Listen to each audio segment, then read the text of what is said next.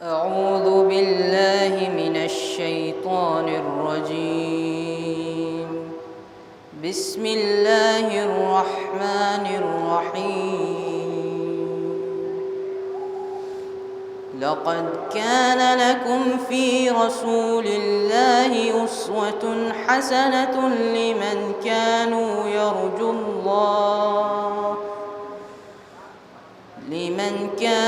يرجو الله واليوم الآخر وذكر الله كثيرا. ولما رأى المؤمنون الأحزاب قالوا هذا ما وعدنا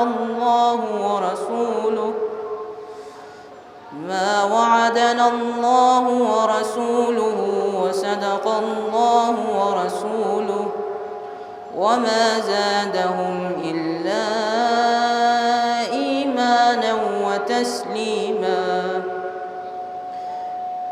من المؤمنين رجال صدقوا ما عاهدوا الله عليه فمنهم من قضى نحبه ومنهم من ينتظر وما بدلوا تبديلا. ليجزي الله الصادقين بصدقهم ويعذب المنافقين إن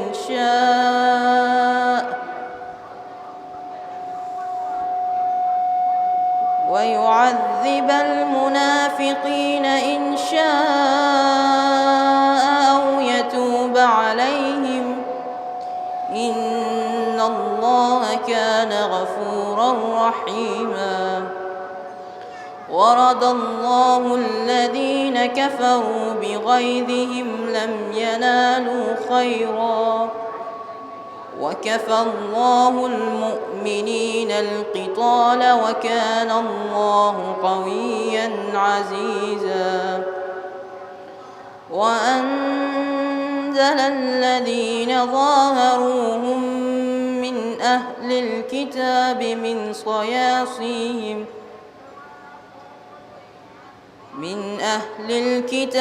من صياصيهم وقذف في قلوبهم الرعب فريقا تقتلون وتأسرون فريقا وأورثكم أرضهم وديارهم وأموالهم وأرضا لم تطئوها وكان الله على كل شيء قديرا.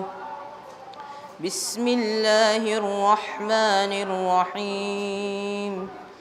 إنا أعطيناك الكوثر فصل لربك وانحر إن شانئك هو الأبتر. مسلمانوں، تم میں سے اس کے لیے رسول کی زندگی میں بہترین نمونہ عمل ہے جو شخص بھی اللہ اور آخرت سے امیدیں وابستہ کیے ہوئے ہے اور اللہ کو بہت زیادہ یاد کرتا ہے۔ اور صاحبان ایمان کا یہ عالم ہے کہ جب انہوں نے کفر کے لشکروں کو دیکھا تو پکار اٹھے کہ یہ وہی ہاتھ ہے جس کا خدا اور رسول نے وعدہ کیا تھا، اور خدا و رسول کا وعدہ بالکل سچا ہے، اور اس ہجوم نے ان کے ایمان اور جذبِ تسلیم میں مزید اضافہ ہی کر دیا۔ مومنین میں ایسے بھی مرد میدان ہیں جنہوں نے اللہ سے کئی وعدے کو سچ کر دکھایا ہے۔ ان میں بعض اپنا وقت پورا کر چکے ہیں اور بعض اپنے وقت کا انتظار کر رہے ہیں، اور ان لوگوں نے اپنی بات میں کوئی تبدیلی نہیں پیدا کی ہے تاکہ خدا صارفین کو ان کی صداقت کا بدلہ دے، اور منافقین کو چاہیے تو ان پر عذاب نازل کرے یا ان کی توبہ قبول کر کے اللہ یقیناً بہت بخشنے والا اور مہربان ہے۔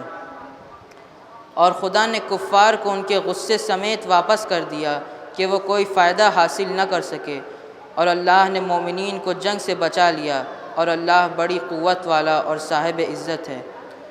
اور اس نے کفار کی پشت پناہی کرنے والے اہل کتاب کو ان کے قلعوں سے نیچے اتار دیا اور ان کے دلوں میں ایسا رعب ڈال دیا کہ تم میں سے کچھ کو قتل کر رہے تھے اور کچھ کو قیدی بنا رہے تھے۔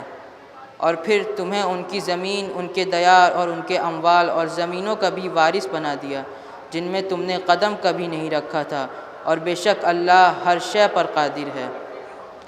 بے شک ہم نے آپ کو کوثر عطا کیا ہے، لہٰذا آپ اپنے رب کے لیے نماز پڑھیں اور قربانی دیں، یقیناً آپ کا دشمن بے اولاد رہے گا۔ صدق اللہ العلی العظیم۔ کربلا جو برپا ہوئی وہ ہم کو ایک مقصد، ایک پیغام دیتی ہے۔ اسی پیغام کو اپنے الفاظ میں بیان کرنے کی کوشش کی ہے جہاں تک ناقص عقل سمجھ سکی ہے۔ کربلا کہتی ہے ذہنوں میں طہارت رکھو، کربلا کہتی ہے ذہنوں میں طہارت رکھو، عشق حیدر کی فقط دل میں حرارت رکھو، نصرت حق کے لیے شوق شہادت رکھو، کچھ تو کردار میں مولا کی قرابت رکھو، سیکھ لو ابن مظاہر سے محبت کرنا اور عباس سے مولا کی اطاعت کرنا۔ اب درس کربلا کے عنوان سے کہ کربلا عزم وفا کا با اثر پیغام ہے، کربلا ایثار و قربانی کا شیریں جام ہے، کربلا کو مرضی معبود سے بس کام ہے، اور کربلا صبر و تحمل کے عمل کا نام ہے، کربلا خود علم و حکمت کا سراپا نور ہے، بے نمازی مقصد کربل سے کوسوں دور ہے، کربلا کو عیش و آسائش نہ دولت چاہیے، کربلا کو حق شناسی حق سے الفت چاہیے، نصرت مظلوم اور ظالم سے نفرت چاہیے، خوف نہ کھائے جو باطل سے وہ ہمت چاہیے، امر بالمعروف و پردہ ہے بیان کربلا، حسن اخلاق و سخاوت بھی ہے شان کربلا، چھوڑنا تنہا نہیں مظلوم کی آواز کو، ان سنا کر دو ہوائے نفس کے ہر ساز کو، سیرت معصوم سے سیکھو صحیح انداز کو، اور یوں بلندی دو تم اپنی فکر کی پرواز کو، یہ نہ دیکھو کون اپنا ہے پرایا کون ہے، بس یہ دیکھو جس نے راہ حق دکھایا کون ہے، کربلا کا درس ہے سمجھو تقاضا وقت کا، ڈر نہ جانا دیکھ کے ظالم گھرانہ وقت کا، جو عمل ہے آج کل ہوگا فسانہ وقت کا، اور چل نہیں پائے گا محشر میں بہانہ وقت کا، بزدلی کرنا نہیں ہرگز کہ پچھتانا پڑے، اور نسل کو تاریخ دیتانا تو جھنجھلانا پڑے، ظالموں باطل پرستوں کا برا انجام ہے، ظالموں باطل پرستوں کا برا انجام ہے، حاصل کربل برائے ذہن خاص و عام ہے، موت کی جانب تمہارا ہر گھڑی ایک گام ہے، کربلا کہتی ہے سمجھو کیا تمہارا دام ہے، حر نے دکھلایا ہدایت کر رہی ہے کربلا، اور وہب بولے شجاعت بھر رہی ہے کربلا، کربلا سے سیکھ لو ذکر الہی کا ہنر، جو عمل منکر ہیں ان سب کی مناہی کا ہنر، دین کے دشمن کے مقصد کی تباہی کا ہنر، اور سر کٹا کر بھی دلوں میں بادشاہی کا ہنر، گلشن اسلام کی خوشبو بکھرنا چاہیے، اور کربلا کا نور سیرت میں اترنا چاہیے، گر خدا کے فضل سے سید ہو تم سردار ہو، گر خدا کے فضل سے سید ہو، تم سردار ہو، پھر ضروری ہے کہ تم بھی صاحب کردار ہو، لازمی ہے صاحب تقوی امانت دار ہو، غفلتیں برتو نہیں حالات سے بیدار ہو، کربلا کا ذہن میں معیار رہنا چاہیے، نصرت مہدی کو تب تیار رہنا چاہیے۔ اب مقطع پیش خدمت ہے کہ جذبہ ایثار و قربانی تمہارے دل میں ہو، جذبہ ایثار و قربانی تمہارے دل میں ہو، نیک سیرت ہو وہ آسانی میں یا مشکل میں ہو، جوش ہو بھرپور لیکن ہوش کی منزل میں ہو، اور موج جذبات محبت صبر کے ساحل میں ہو، راہ حق میں جو قدم اٹھیں انہیں رکنے نہ دو، راہ حق میں جو قدم اٹھیں انہیں رکنے نہ دو، اور پرچم اسلام کو حیدر کبھی جھکنے نہ دو، پرچم اسلام کو حیدر کبھی جھکنے نہ دو۔ ایک بند میر انیس اعلیٰ مقام ہوگا کہ کیا آمد ہلال محرم کا شور ہے، کیا آمد ہلال محرم کا شور ہے، ارض و سما میں شیوہ و ماتم کا شور ہے، کیا آمد ہلال محرم کا شور ہے، ارض و سما میں شیوہ و ماتم کا شور ہے، اور فوج ملائکہ میں اسی غم کا شور ہے، فوج ملائکہ میں اسی غم کا شور ہے، اور برپائے حشر دیدہ پرنم کا شور ہے، برپائے حشر دیدہ پرنم کا شور ہے، اور سونی ہے قبر فاتح بدر و حنین کی، اور آتی ہے ہر طرف سے صدا شور و شین کی۔ آئیے میں انہی اشعار سے گزارش کرتا ہوں حجت الاسلام والمسلمین علی جناب مولانا عقیل عباس معروفی صاحب سے کہ وہ آئیں اور جلوہ افروز ممبر ہوں اور اس سلسلے کی دوسری مجلس کو خطاب کریں۔ ان کے استقبال کے لیے آپ حضرات سے گزارش ہے بآواز بلند نعرہ صلوات ارشاد فرما دیں۔ فاتحہ۔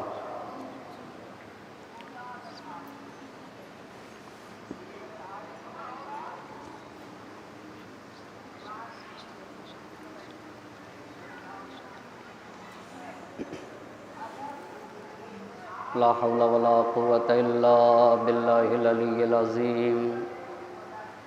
أعوذ بالله من الشيطان اللعين الرجيم، بسم الله الرحمن الرحيم، الحمد لله رب العالمين، الصلاة والسلام على أشرف الأنبياء والمرسلين، خاتم النبیین سیدنا و مولانا ابی القاسم محمد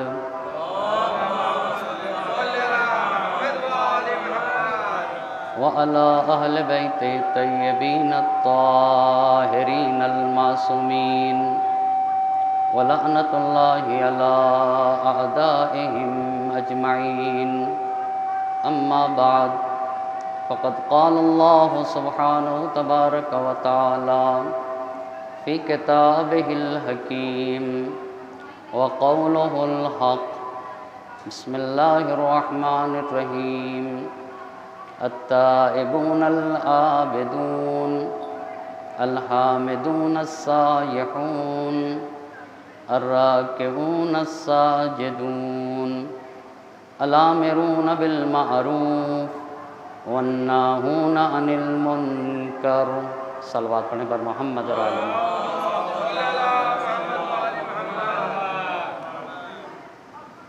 عشر مجالس کی آج دوسری گفتگو ہے اور عنوان گفتگو ہے کربلا گام بگام۔ اس عنوان پہ گفتگو کرنے کے لیے قرآن مجید کی جس آیے مبارکہ کو سرنامہ سخن قرار دیا ہے، اس میں اللہ مصلحین کی صفات کو بیان کر رہا ہے، جو لوگ سماج اور معاشرے میں اصلاح کے لیے نکلتے ہیں، ان کے صفات کو بیان کر رہا ہے۔ التائبون العابدون الحامدون السائحون، جو بھی سماج میں بدلاؤ لانا چاہتا ہے اور مصلح بن کے جو اترتا ہے، اس کی پہلی صفت قرآن کہہ رہا ہے التائبون، وہ آب توبہ سے اپنے وجود کو پاک و پاکیزہ کرتے ہیں۔ التائبون العابدون، اور دوسری صفت یہ ہے کہ وہ صرف اور صرف وحدہ لا شریک خدا کی بارگاہ میں اپنا سر جھکاتے ہیں، وہ کسی دوسرے کی عبادت نہیں کرتے، وہ اپنے خالق و مالک وحدہ لا شریک خدا کی عبادت کرتے ہیں۔ الحامدون، اور ان کی تیسری صفت یہ ہوتی ہے کہ جب وہ مقام حمد میں آتے ہیں تو مقام حمد میں بھی صرف اور صرف اپنے رب کی حمد و ثنا کرتے ہیں، اپنے خالق و مالک کی حمد و ثنا کرتے ہیں۔ السائحون، اور ان کی چوتھی صفت یہ ہوتی ہے کہ وہ کائنات کے ذرے ذرے میں اپنے خالق و مالک کو دیکھتے ہیں، یعنی وہ دنیا کو اس نگاہ سے دیکھتے ہیں کہ اگر یہ دنیا اثر کی حیثیت رکھتی ہے تو اس کا کوئی مؤثر اور بنانے والا ضرور ہوگا، بغیر بنانے والے کے یہ دنیا وجود میں نہیں آ سکتی ہے۔ تو وہ ذرے ذرے میں اپنے خالق و مالک کو دیکھتے ہیں اور انہیں ذرہ ذرہ کائنات کا خالق و مالک کی طرف پہنچاتا ہے۔ الراکعون، پانچویں بات، رکوع میں جا کر وہ کہتے ہیں سبحان ربی العظیم و بحمدہ۔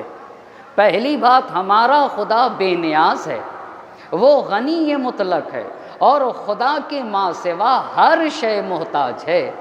وہ خدا عظیم ہے، جو خدا بے نیاز اور جو خدا عظیم ہے، میں اس خدا کی حمد و ثنا کرتا ہوں، میں اس خدا کی بارگاہ میں سر نیاز خم کرتا ہوں۔ اور چھٹی بات، الساجدون، سجدے میں سر رکھ کے کہتے ہیں کہ سبحان ربی الاعلی و بحمدہ، ہمارا خدا بے نیاز ہے، وہ ہر عیب سے پاک و پاکیزہ ہے، میرا خدا منزہ ہے، میرا خدا ہی اعلیٰ ہے، وہی سب سے بڑا ہے۔ جو خدا ہر عیب سے پاک و پاکیزہ ہے، جو خدا منزہ ہے، جو خدا اعلیٰ ہے، جس کے یہاں کبریائی پائی جاتی ہے، میں اس خدا کی حمد و ثنا کرتا ہوں۔ ان 6 صفات کے جب مالک بنتے ہیں تو پھر انسان سماج اور معاشرے کو بدلنے کی کوشش کرتا ہے۔ ان 6 صفات پہ تائب بن کے، عابد بن کے، حامد بن کے، سائح و راکع و ساجد بن کے اب وہ انسان کی منزل آتی ہے الامرون بالمعروف۔ اب وہ امر بالمعروف کرتا ہے۔ امر بالمعروف کا مطلب یہ ہوتا ہے کہ سب سے پہلے معروف کو بتاؤں اور اس کے بعد امر بالمعروف کو بتانا چاہوں گا۔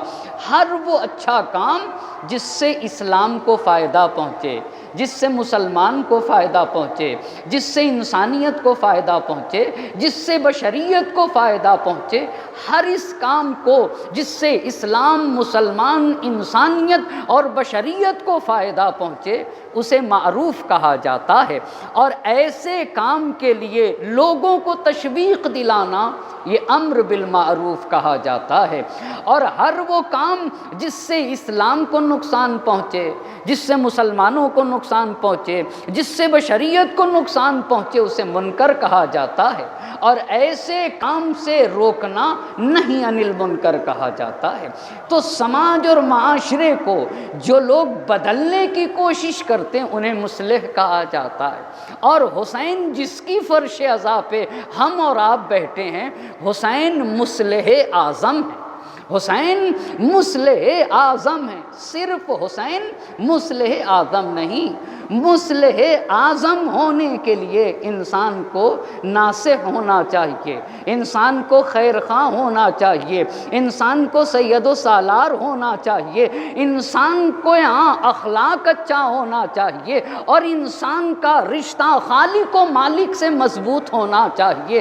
تو وہ حسین جو مصلح اعظم ہے، جو بشریت کی اصلاح کے لیے نکلا، جس کا عظیم انقلاب بشریت کے لیے ہے، حسین کی قربانی انسانیت کے لیے ہے، وہ حسین جہاں مصلح اعظم ہے نا، مصلح اعظم ہونے کے ساتھ ساتھ وہی حسین ناصح خیر خواہ ہے، خیر خواہ ہے، وہ حسین صالح ہے، وہی حسین زاہد ہے، وہی حسین متقی و پرہیزگار ہے، وہ حسین اچھے اخلاق کا مالک ہے۔ اسی لیے جب حسن بصری نے سید الشہداء کو سراہا تو امام حسین علیہ السلام کے لیے یہ جملے لکھے، کان الحسین ابن علی، کان الحسین ابن علی ورعا سخیحا ناصحا خالصا صالحا حسن الخلق۔ آپ ذرا غور تو کریں، حسن بصری نے سید الشہداء کے لیے لکھا کان الحسین ابن علی سیدا، حسین سید و سالار کا نام ہے نا۔ کون سید و سالار؟ جس کے لیے فارسی زبان کے شاعر نے حسین کی زبان سے کہا، مرا آر آیت عزیز زندگی کہ سالار باشم کنم بندگی، مجھے ایسی زندگی سے ذلت محسوس ہوتی ہے کہ میں سید و سالار ہو کے دوسروں کی غلامی کروں۔ آپ غور کریں کتنا عظیم پیغام ہے۔ وہ زندگی نہیں کہ حسین سید و سالار رہے، پر سید و سالار رہنے کے بعد حسین غلامی کرے نا۔ اسی لیے میرے امام کا فرمان ہے، لا تکن عبد غیرک فقد جعلک اللہ حرا، دوسروں کے غلام نہ بن جانا، اس لیے کہ اللہ نے تمہیں حر بنایا ہے، اللہ نے تمہیں آزاد بنایا ہے، اللہ نے تمہیں حریت دے کے بھیجا ہے۔ بس حسین سید و سردار کا نام ہے، حسین ناصح کا نام، حسین ناصح کا نام ہے، یعنی جو اصلاح میں صرف اور صرف بشریت کی بھلائی کا خیال رکھے، جو صرف اور صرف وہ باتیں کہتا ہے جس میں امت کا فائدہ ہو، جو اصلی پیغام کو بشریت تک پہنچائے، خالص پیغام بشریت تک پہنچائے، ایسی ذات کو ناصح کہا جاتا ہے،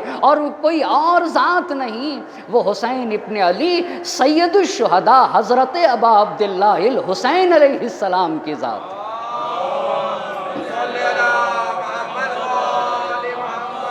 یہ پہلی بات ہو گئی۔ پس حسین مصلح اعظم، پہلی بات۔ حسین سید و سالار کو کہا جاتا ہے، حسین ناصح اور خیر خواہ کو کہا جاتا ہے، حسین صالح انسان کو کہا جاتا ہے۔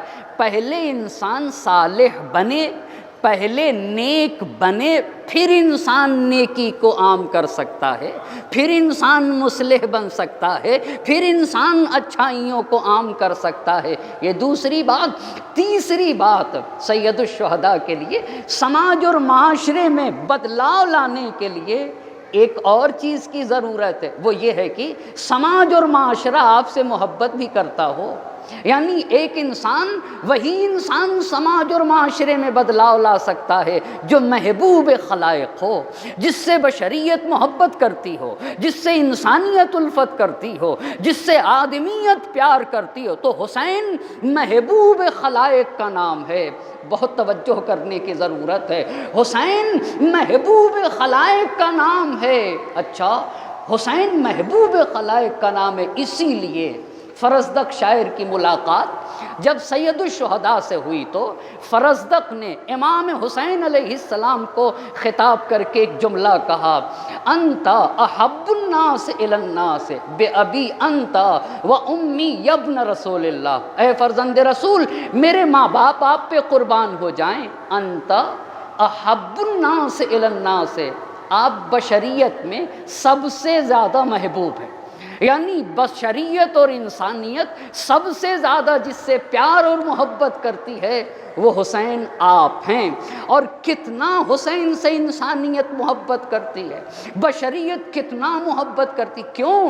اس لیے کہ حسین کی رگوں میں جو قیمتی خون پایا جاتا ہے، جس کو زندگی اور حیات کہا جاتا ہے، حسین نے اپنی پوری زندگی بشریت کے لیے لگا دی، اپنا خون انسانیت کے تحفظ میں لگا دیا، اپنا خون اسلام کی بقا کے لیے جس نے لگایا ہے، اس لیے بشریت حسین سے محبت کرتی ہے۔ اچھا یہ تو ہوا، فرزدق نے کہا تھا کہ انت احب الناس الی الناس، آپ سے بشریت محبت کرتی ہے، بہت توجہ کرنے کی ضرورت ہے۔ اور حسین کتنے محبوب ہیں، قیس ابن مصہر سیداوی سے تو پوچھئے، فاطمہ کا لال حسین کتنا محبوب ہے۔ قیس آپ بتائیے، اپنے مجمع میں شیعان علی کے درمیان اور اپنوں میں تقریر کرنا بہت آسان ہے، مگر یزید کے دربار میں عبید اللہ ابن زیاد جیسے ظالم کے سامنے حسین کی عظمت کو بیان کرنا، اہل بیت کے فضائل کو بیان کرنا، یہ قیس ابن مصہر سیداوی کا کردار ہے۔ اتنا حسین محبوب ہے، کیوں حسین محبوب نہ ہو؟ جوش سے پوچھئے تو خدا کی قسم، حسین اس ذات گرامی کو کہا جاتا ہے جو منقلب کر دیتا ہے انسان کو، جو خاک کو سونا بنا دے اسے حسین کہا جاتا ہے، جو بے جان کو جاندار بنا دے اسے حسین کہا جاتا ہے، جو بے روح کو روحدار بنا دے اسے حسین کہا جاتا ہے۔ کتنی پیاری بات جوش ملی آبادی نے کہی تھی، کربلا ایک تزلزل ہے محیط دورہ، پوری کائنات میں جو ایک بدلاؤ لے آئے اسے حسین کہا جاتا ہے، جو روحی انقلاب لے کر آ جائے اسے حسین کہا جاتا ہے۔ کربلا ایک تزلزل ہے محیط دوراں، کربلا خرمن سرمائے پہ ہے برق تپاں۔ کربلا کو مال و دولت سے نہیں خریدا جا سکتا ہے، کربلا مالداری کو ٹھوکروں سے روند دیتی ہے، کربلا خرمن سرمائے پہ ہے برق تپاں، کربلا طبل پہ ہے ضربت آواز اذاں۔ باطل کے خلاف اعلان حق کو کربلا کہا جاتا ہے، کربلا جرأت انکار ہے پیشے سلطان۔ ظالموں کے خلاف جو بولنا سکھا دے اسے کربلا کہا جاتا ہے، ستمگروں کے خلاف جو اٹھنا سکھا دے اسے کربلا کہا جاتا ہے۔ کربلا جرأت انکار ہے پیشے سلطان، ظالموں کے خلاف جو بولنا سکھائے اسے کربلا کہا جاتا ہے۔ فکر حق سوز یہاں کاشت نہیں کر سکتی، حق کے خلاف کسی بات کی گنجائش کربلا میں نہیں پائی جاتی۔ جہاں یزیدیت پنپ نہ سکے اسے کربلا کہا جاتا ہے، جہاں فرعونیت اپنا سر اٹھا نہ سکے اسے کربلا کہا جاتا ہے۔ فکر حق سوز یہاں کاشت نہیں کر سکتی، کربلا تاج کو برداشت نہیں کر سکتی۔ ایک صلوات پڑھیں گے بر محمد اور آل محمد۔ اب قیس ابن مصہر سیداوی کو جب گرفتار کر کے عبید اللہ ابن زیاد کے پاس لایا گیا، کتنا میرا حسین محبوب ہے، جس حسین کی عزا منانے کے لیے ہم اور آپ بیٹھے وہ حسین کتنا محبوب ہے۔ قیس ابن مصہر سیداوی سے عبید اللہ ابن زیاد کہتا ہے کہ قیس ممبر پہ جاؤ اور جانے کے بعد حسین کو برا کہو، علی کو برا کہو، اہل بیت نبی کو برا کہو۔ اچھا اب یہاں کے اوپر محبت کا امتحان ہے، یہاں پہ عشق کا امتحان ہے، مگر قیس ابن مصہر سیداوی کیسا حسین کا چاہنے والا ہے۔ ممبر عبید اللہ ابن زیاد کا، مگر قصیدہ حسین کا پڑھا جائے گا، فضیلت اہل بیت کی بیان کی جائیں گی۔ اچھا قیس ابن مصہر سیداوی یہ حسین کے چاہنے والے کیسی ہستیاں تھیں، یہ ماننے والے کیسے لوگ تھے۔ کہا تم کہو گے ہم سے حسین کے، جا کے حسین کو برا بھلا کہو، کس طریقے سے حسین کے فضیلت کو بیان کیا۔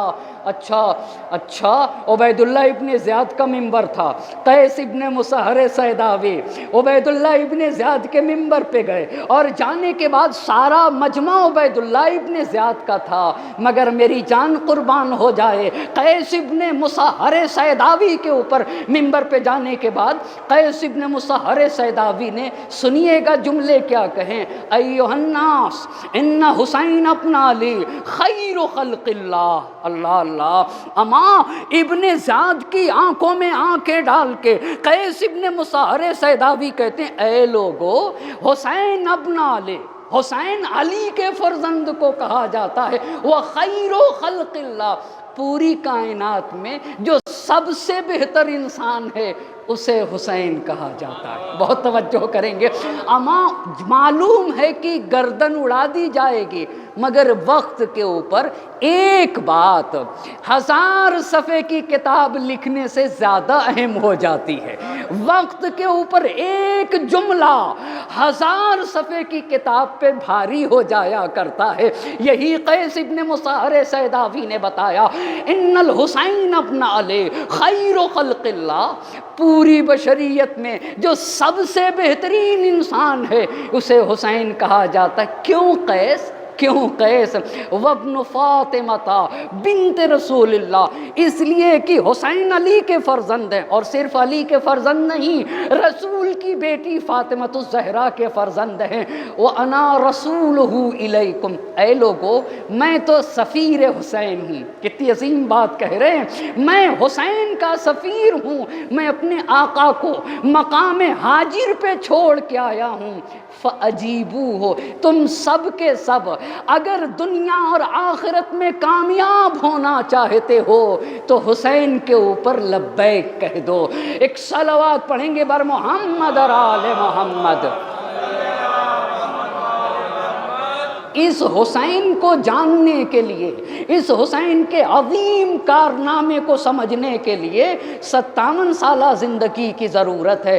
کل میں نے مختصر سا تمہیدی گفتگو کی تھی کربلا گام بگام کے لیے، انشاءاللہ اسی ترتیب کے ساتھ گفتگو کرتے رہیں گے۔ حضرت ابراہیم علیہ السلام کے 2 بیٹے تھے، ایک بیٹے کا نام اسحاق، دوسرے بیٹے کا نام اسماعیل۔ حضرت اسحاق بنی اسرائیل کے مورث اعلیٰ، اور حضرت اسماعیل علیہ السلام ہمارے اور آپ کے نبی حضرت محمد مصطفیٰ صلی اللہ علیہ وآلہ،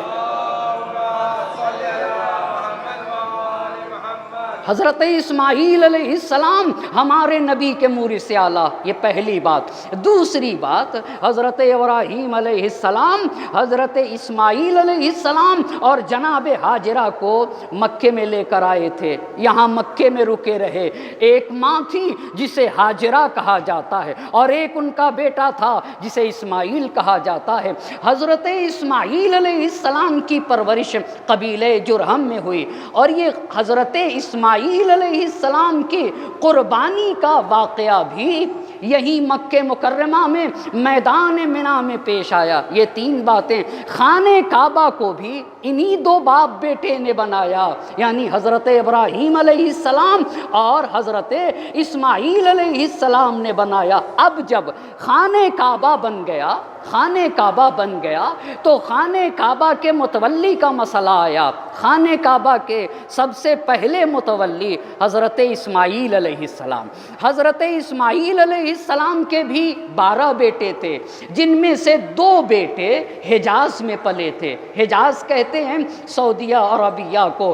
2 بیٹے حجاز میں پلے تھے، ایک بیٹے کا نام ہے نابت اور دوسرے بیٹے کا نام ہے قیدار۔ پس کعبہ کے سب سے پہلے متولی حضرت اسماعیل علیہ السلام، حضرت اسماعیل علیہ السلام کے بعد ان کے بیٹے جناب نابت۔ لیکن اس پہ ذرا توجہ کریے گا، چونکہ حضرت اسماعیل علیہ السلام کی شادی قبیلہ جرہم میں ہوئی تھی، تو قبیلہ جرہم والے حضرت اسماعیل علیہ السلام کے بیٹوں کا ننھیال ہو جائے گا، تو سب سے پہلے متولی حضرت اسماعیل، دوسرے متولی ان کے بعد ان کے بیٹے جناب نابت ہیں، لیکن نابت کے بعد ان کے ننھیال والوں نے کعبے کو اپنے انڈر میں لے لیا اور اپنے اختیار میں لے لیا، یعنی قبیلہ جرہم۔ قبیلہ جرہم تو اولاد اسماعیل سے نہ تھے، بھئی کعبے کا متولی تو اولاد اسماعیل سے ہونا چاہیے، تو حضرت اسماعیل کے بعد نابت، لیکن نابت کے بعد قبیلہ جرہم نے اپنا اختیار اپنے اختیار میں کعبے کو لے لیا، اور ایک زمانے تک قبیلہ جرہم کعبے کا متولی بنا رہا، اور قبیلہ جرہم جب کعبے کا متولی بنا رہا تو کعبے میں بڑی قیمتی قیمتی چیزیں تھیں، سونے کے ہرن تھے، سونے کی تلواریں تھیں، سونے کی زرہ جو جنگ میں انسان پہنتا ہے سونے کی زرہ تھی، تو انہوں نے قبیلہ جرہم نے کعبے کے مال کو لوٹنا شروع کر دیا، لوٹنا شروع کر دیا۔ تو یمن میں قبیلہ رہتا تھا، اس قبیلے کو قبیلے بنی خزاعہ کہا جاتا ہے۔ بنی خزاعہ یمن سے نکل کے آیا، اس نے مکہ مکرمہ سے قبیلے بنی جرہم کو باہر کر دیا، تو اب خود قبیلے بنی خزاعہ اب یہ کعبے کے متولی ہو گئے۔ لیکن ایک بات غور سے یاد رکھنے کی ضرورت ہے، کعبے کا پہلا متولی کون ہوا؟ حضرت ابراہیم، حضرت اسماعیل علیہ السلام۔ حضرت اسماعیل علیہ السلام کے بعد کون ہوا؟ ان کے بیٹے جناب نابت۔ جناب نابت کے بعد کون ہوا؟ قبیلہ جرہم۔ ایک بات توجہ کریے گا، قبیلہ جرہم نے خانہ کعبہ کے اموال لوٹنا شروع کر دیے، تو قبیلے بنی خزاعہ نے آ کے قبیلے جرہم کو مکے سے باہر نکالا۔ قبیلے جرہم کا جو حاکم تھا، آخری حاکم، اس کا نام ہے عمرو بن حارث۔ جب یہ لوگ مکہ چھوڑنے لگے، اس پہ بہت غور کرنے کی ضرورت ہے۔ کربلا گام بگام اور امام حسین کے یادگار انقلاب کو سمجھنے کے لیے تاریخ اسلام کو سمجھنے کی ضرورت ہے، تاریخ اسلام کو۔ قبیلہ جرہم کا جو آخری حاکم تھا، جب وہ مکہ چھوڑ کے جانے لگا تو خانہ کعبہ کے اندر گیا، خانہ کعبہ میں 2 سونے کے ہرن تھے، وہ ہرن اٹھا کے لے آیا، سونے کی تلواریں تھیں وہ بھی اٹھا کے لے آیا، اور کچھ سونے کی زرہ تھی وہ بھی اٹھا کے لے آیا، اور جہاں سے زمزم ابلتا تھا وہ ایک کنواں تھا۔ یہ سونے کے ہرن، سونے کی تلواریں، سونے کی زرہ اس زمزم کے کنویں میں ڈال کے زمزم کا کنواں بند کر دیا۔ اب جب زمزم کا کنواں بند کر دیا تو اب جتنے بھی اس کے بعد آئے کسی کو پتہ نہیں چلتا تھا، ایک زمانے تک زمزم بند رہا اور آب زمزم نہ ابلتا تھا۔ اتنی بات جب آپ کو کہہ چکا تو اب میں ترتیب سے اپنی بات عرض کرنا چاہوں گا۔ پہلا متولی کون ہوا ہے؟ پہلا متولی حضرت اسماعیل، حضرت اسماعیل کے بعد جناب نابت، جناب نابت کے بعد قبیلہ جرہم، اور قبیلہ جرہم کے بعد بنی خزاعہ۔ بنی خزاعہ کہاں کے رہنے والے تھے؟ یہ یمن کے رہنے والے تھے۔ 200 سال تک بنی خزاعہ نے مکہ مکرمہ میں حکومت کی۔ یہ 4 بنی خزاعہ میں جناب قصی نے شادی کی ہے، قبیلہ بنی خزاعہ میں۔ قصی کون ہے؟ قصی کون ہے؟ رسول خدا کے پہلے دادا حضرت عبد المطلب، دوسرے دادا جناب ہاشم، تیسرے دادا جناب عبد مناف، اور چوتھے دادا جناب قصی ہیں۔ چوتھے دادا جناب قصی ہیں۔ جناب قصی نے قبیلہ بنی خزاعہ میں شادی کی، اور جب آپ کی نسل بڑھی تو اولاد اسماعیل کو جمع کر کے یہ یاد دلایا کہ ہمیں کعبے کا متولی ہونا چاہیے اور کعبہ ہمارے اختیار میں ہونا چاہیے، تو قبیلے بنی خزاعہ کے بعد کعبے کے متولی بنے ہیں جناب قصی۔ قصی کون ہے؟ رسول خدا کے چوتھے دادا۔ اب پھر تولیت اولاد اسماعیل میں آ گئی، چونکہ قصی بھی اولاد اسماعیل سے ہیں۔ اچھا، جب جناب قصی خانہ کعبہ کے متولی ہوئے تو جناب قصی نے 2 بنیادی کام کیے ہیں۔ پہلا کام، مکے کے اطراف، کعبے کے اطراف جو گھر تھے انہیں دوبارہ بنایا ہے جناب قصی نے، یہ پہلا کام کیا۔ اور جناب قصی نے ایک مجلس مشاورت، میٹنگ کی ایک جگہ بنائی تھی، اس جگہ کو کہا جاتا ہے دار الندوہ۔ اس جگہ کو کیا کہا جاتا ہے؟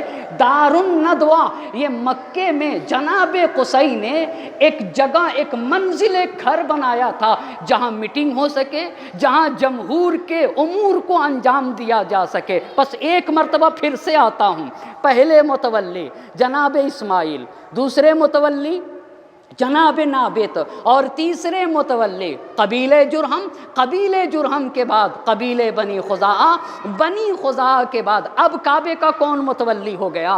اب جناب قصی۔ جناب قصی نے مکے میں دو اہم کارنامے انجام دیے۔ پہلا، مکے میں جو گھر تھے انہیں از سر نو تعمیر کرایا، یہ پہلا کام، اور دوسرا کام دار الندوہ بنایا۔ جناب قصی کے بعد، جناب قصی کے بعد اب جس کو کعبے کی معزز خدمتیں جسے نصیب ہوئی اسے عبد مناف کہتے ہیں، اسے عبد مناف کہا جاتا ہے۔ عبد مناف رسول خدا کے کون سے دادا ہیں؟ یہ تیسرے دادا ہو جائیں گے۔ عبد مناف کے بعد، عبد مناف کے بعد جناب ہاشم کو کعبے کی معزز خدمتیں ملی۔ جناب ہاشم کے بعد، جناب ہاشم کے بھائی مطلب ہیں، ان کو کعبے کی معزز خدمتیں۔ مطلب کے بعد جناب ہاشم کے بیٹے ہیں عبد المطلب، جناب ہاشم کے بیٹے ہیں عبد المطلب۔ عبد المطلب رسول خدا کے پہلے دادا، بلا واسطہ دادا کو عبد المطلب کہا جاتا ہے۔ عبد المطلب کے 3-4 امتیازات ہیں، بہت توجہ کریے گا۔ کس نے چاہے زمزم کو بند کیا تھا؟ وہ جو زمزم کا کنواں تھا کس نے بند کیا تھا؟ قبیلہ جرہم کا جو آخری حکمراں تھا عمرو بن حارث، اس نے بند کیا تھا نا۔ تو اس کے بعد 200 سال تک بنی خزاعہ نے حکومت کی، چاہے زمزم بند تھا۔ قبیلے بنی خزاعہ کے بعد جناب قصی کے زمانے میں بھی چاہے زمزم بند تھا۔ جناب قصی کے بعد جناب ہاشم کے زمانے، عبد مناف کے زمانے میں بھی چاہے زمزم بند۔ عبد مناف کے بعد جناب ہاشم کے زمانے میں بھی زمزم کا پانی نہ ابلتا تھا، اچھا آب زمزم نہ ابلتا تھا، نہ مطلب کے زمانے میں۔ پر حضرت عبد المطلب کا، میری جان قربان ہو ایمان اور توکل عبد المطلب کے اوپر، حضرت عبد المطلب کا جب زمانہ آیا اور کعبے کے متولی ہوئے تو آپ کا پہلا امتیاز یہ ہے کہ آپ کو خواب میں بتایا گیا عبد المطلب زمزم کا کنواں وہاں ہے، تم زمزم کا کنواں کھودو۔ تو عبد المطلب کے زمانے میں پھر سے زمزم کا کنواں کھودا گیا تو انسانیت کو آب زمزم میسر ہوا اور وہ زمزم سے فائدہ اٹھا سکے۔ یہ پہلا امتیاز ہے جناب عبد المطلب کا۔ اسی عبد المطلب کے زمانے میں ابرہہ کہاں سے آیا تھا؟ یمن سے 70,000 کا لشکر لے کر آیا تھا۔ کس لیے لے کر آیا تھا 70,000 کا لشکر؟ کعبے کو گرانے کے لیے لے کر آیا تھا، اور اس وقت کعبے کے متولی جناب عبد المطلب تھے۔ آپ کو پتا ہے خدا کی قسم مکے والوں کے پاس کیا کوئی طاقت تھی جو ابرہے کا مقابلہ کر سکتی تھی؟ مکے والوں کے پاس کوئی طاقت نہ تھی، صرف اور صرف جناب عبد المطلب کے پاس طاقت تھی۔ وہ کون سی طاقت تھی؟ وہ امداد غیبی کی طاقت تھی، وہ الہی مدد کی طاقت تھی، اور اسی امداد غیبی پہ حضرت عبد المطلب نے بھروسہ کیا۔ جب حضرت عبد المطلب ابرہے کے پاس گئے تو ابرہہ کہتا ہے کہ کعبے کو گرا دوں گا، تمہارا کیا کہنا ہے؟ جانے قربان ہو جائیں عبد المطلب۔ ابرہہ یہ سمجھ رہا تھا کہ عبد المطلب کہیں گے کہ نہ گراؤ، نہ گراؤ، نہ گراؤ، مگر حضرت عبد المطلب نے کہا انا رب الابل، میں تو اونٹ کا مالک ہوں، کعبے کا بھی کوئی رب ہے، وہ اسے بچا لے گا۔ تو ابرہہ نے یہ کہا تھا میں دیکھتا ہوں کون بچائے گا، دیکھتا ہوں کون بچائے گا۔ تو حضرت عبد المطلب تھے جو رسول خدا کے پہلے دادا ہیں، مگر امام حسین علیہ السلام کے بھی دادا ہیں۔ وہ کیسے؟ امام حسین کے والد کو علی کہا جاتا ہے، علی کے والد کو ابو طالب کہا جاتا ہے، اور ابو طالب کے والد کو عبد المطلب کہا جاتا ہے، یعنی حسین کے پہلے دادا کو ابو طالب کہتے ہیں اور دوسرے دادا کو عبد المطلب کہا جاتا ہے نا۔ ایک انسان کے یہاں جو روحی کمالات آتے ہیں نا وہ آباء و اجداد سے آیا کرتے ہیں۔ آپ ذرا جوش سے تو پوچھئے، جوش سے تو پوچھئے، کربلا میں امر حقی برتری سے جنگ تھی۔ انسان کے یہاں اس کے آباء و اجداد کے صفات آتے ہیں۔ حسین جو یادگار اسماعیل ہے اسے حسین کہا جاتا ہے، جو یادگار ابراہیم ہے اسے حسین کہا جاتا ہے، جس میں عبد المطلب کے کمالات پائے جاتے ہیں اسے حسین کہا جاتا ہے، جس میں ہاشم و عبد مناف و قصی و کلاب و مرہ و کعب و لؤی و غالب و فہر و مالک و نضر و کنانہ و خزیمہ و مدرکہ و الیاس و مضر و نزار و معد اور عدنان کے جس میں صفات پائے جائیں اسے حسین کہا جاتا ہے نا۔ کربلا میں امر حق کی برتری سے جنگ تھی، یعنی حسین آئے ہی اس لیے تھے لتکونا کلمۃ اللہ العلیٰ، تاکہ کلمہ الہی کو اعتلاء حاصل ہو سکے، نام الہی کو بلندی حاصل ہو سکے۔ کربلا میں امر حق کی برتری سے جنگ تھی، طاقت نانے شعیر حیدری سے جنگ تھی۔ علی نے نانے جو تو کھایا تھا مگر نانے جو کھا کے رات بھر اللہ کی عبادتوں میں اپنی پوری زندگی صرف کر کے بشریت کو جو تحفہ دیا، تو کوئی حسن بنا ہے، کوئی حسین بنا ہے، کوئی زینب ہے اور کوئی سکین، کوئی ام کلثوم۔ کربلا میں امر حق کی برتری سے جنگ تھی، طاقت نانے شعیر حیدری سے جنگ تھی، عظمت دیرینہ پیغمبری سے جنگ تھی۔ عظمت دیرینہ حسین کو سمجھنے کے لیے کردار نبی گرامی کو سمجھنا ہوگا۔ عظمت دیرینہ پیغمبری سے جنگ تھی، جس کا قرآن میں ہے ذکر اس داوری سے جنگ تھی۔ آپ ذرا غور تو کریں، جس کا قرآن میں ہے ذکر اس داوری سے جنگ تھی۔ کب نفاق ارباب حق سے برسرے پیکار تھا، وہ خدا پہ آخری لات و حبل کا وار تھا۔ کربلا کی جنگ، کربلا کی جنگ اہل حق اور اہل نفاق کی جنگ نہ تھی، کربلا کی جنگ تو کفر اور ایمان کی جنگ تھی۔ حسین، کاروان ایمان کے سالار کو حسین کہا جاتا ہے نا، اور کاروان کفر کے رہنما اور لیڈر کو جہاں یزید کہیں گے وہیں خولی کہا جائے گا، وہیں عبید اللہ ابن زیاد کہا جائے گا۔ اسے کہتے ہیں حسین۔ عبد المطلب جب ابرہے نے کہا کہ ہم تو گرا دیں گے، کہا اچھا اس کا رب ہے، وہ لاوارث نہیں ہے، بہت توجہ کریے گا، کعبے کا رب ہے۔ اب جب کہا نہیں میں تو گراؤں گا، اچھا جرت ہے تو گرا دے۔ اب آئے زنجیر در کو پکڑ لیا، اور پکڑنے کے بعد جملے کہے ہیں نا اللہ اللہ، یا ربی لا ارجو لہم سواکا، اے اللہ میں ان کے مقابل میں صرف اور صرف تیرے سے امید رکھتا ہوں اور تیرے سوا کسی سے امید نہیں رکھتا۔ اسے کہتے ہیں عبداللہ۔ خدا کی قسم، اگر ایک انسان تنہا ہو، انسان زخمی ہو، انسان مجروح ہو، انسان خستہ ہی کیوں نہ ہو، لیکن اگر انسان سچا ہے، انسان حق و حقانیت پہ ہے، انسان کا رشتہ خالق و مالک سے ہے نا، تو اکیلا ہوگا مگر پوری دنیا کو پیچھے ہٹنے پہ مجبور کر دے گا۔ ایک صلوات پڑھیں گے بر محمد اور آل محمد۔ پس عبد المطلب متولی ہے نا، پہلا کارنامہ چاہے زمزم آپ کے، اب جب پیغمبر کی سیرت انشاءاللہ کبھی آپ کی خدمت میں عرض کروں گا، وہاں تفصیل سے پڑھوں گا، یہاں تو مجھے کربلا گام بگام پڑھنا ہے اور انشاءاللہ ایک منزل تک جانا ہے۔ پہلا کارنامہ چاہے زمزم میسر ہوا تو عبد المطلب کی برکت سے۔ عبد المطلب حسین کے دوسرے دادا کو کہا جاتا ہے۔ اب رہا آیا کعبے کا جس نے تحفظ کیا ہے اسے عبد المطلب کہا جاتا ہے، تو کیا حسین کے دل و دماغ میں یہ بات نہیں رہے گی کہ میرے آباء و اجداد نے کعبہ بنایا، ابراہیم اور اسماعیل میرے آباء و اجداد ہیں، انہی نے کعبہ بنایا، اور عبد المطلب میرے دادا ہیں، انہوں نے کعبے کا تحفظ کیا ہے، مجھے بھی کعبے کا تحفظ کرنا ہوگا، مجھے بھی کعبے کا تحفظ کرنا ہوگا۔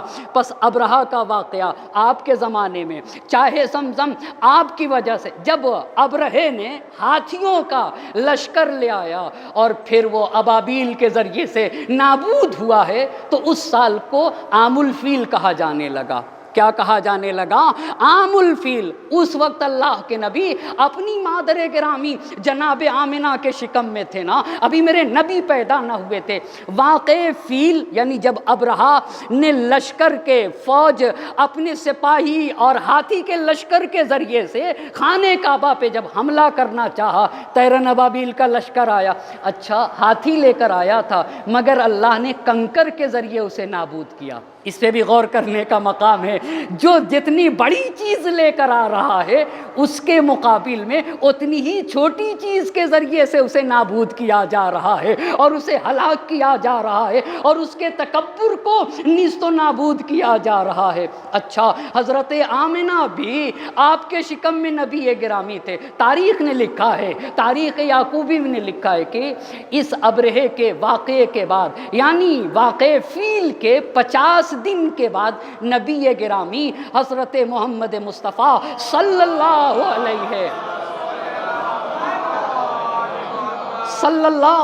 علیہ وآلہ وسلم کی ولادت ہوئی ہے۔ کہاں کے اوپر ولادت ہوئی ہے؟ مکہ مکرمہ میں۔ کس گھر میں ہمارے نبی پیدا ہوئے؟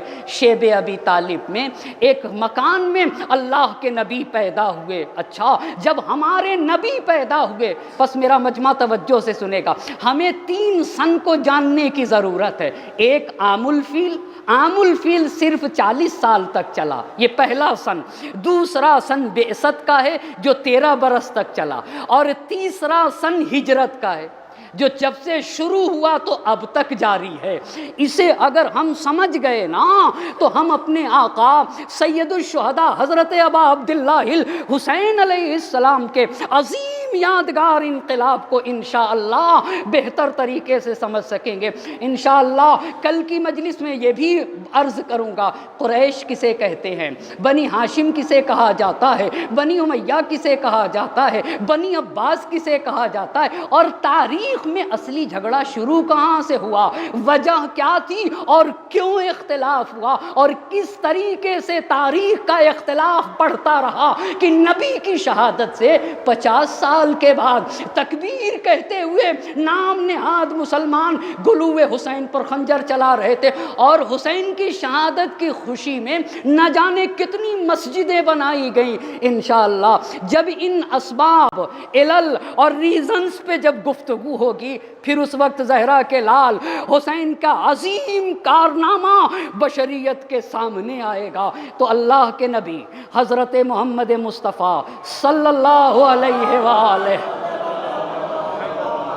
17 ربیع الاول سن 1 عام الفیل کو پیدا ہوئے۔ نبی گرامی کے والد کو عبداللہ کہا جاتا ہے، آپ کی مادر گرامی کو آمنہ کہا جاتا ہے، آمنہ کہا جاتا ہے۔ اچھا اللہ کے نبی کے دادا کا گھر تو مکہ ہے، اسے بھی میرا مجمع توجہ سے سنے گا۔ نبی گرامی کا ددھیال مکہ ہے، پر نبی گرامی کا ننیال مدینہ منورہ۔ اس کا کیا مطلب؟ مولانا اس کی بھی وضاحت کریے۔ نبی گرامی کی والدہ جناب آمنہ مدینے کی رہنے والی تھی، لیکن نبی گرامی کے آباء و اجداد، دادا پر دادا اور باپ دادا یہ مکے کے رہنے والے تھے۔ پس ہمارے نبی کا گھر مکہ، نبی کی والدہ کا گھر مدینہ ہے۔ جناب عبداللہ نبی گرامی کے والد والد کو کہا جاتا ہے۔ عبداللہ کی قبر مدینہ منورہ میں ہے۔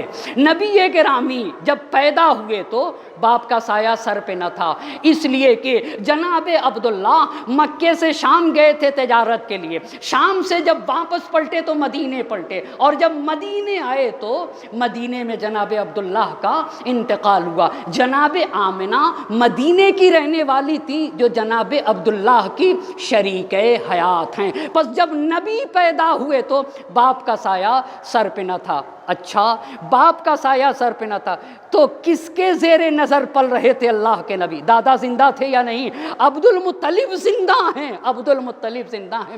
نبی پاک نے اپنے باپ کی میراث میں چند چیزیں پائی تھیں۔ پہلی چیز ایک کنیز پائی تھی، اس کنیز کو ایمن کہا جاتا ہے۔ یہ جو ایمن ہے نا، جس کے لیے اللہ کے نبی نے یہ کہا تھا ایمن جنتی خاتون ہے، ایمن بہشتی خاتون ہے۔ ایمن جناب عبداللہ کی کنیز تھی، نبی گرامی کو میراث میں ملی تھی۔ ایک بات، اچھا گوسفند اور جانوروں کا ایک ریوڑ ملا تھا۔ یہ جو اللہ کے نبی بکریاں چراتے تھے یہ دوسروں کی بکریاں نہیں چراتے تھے۔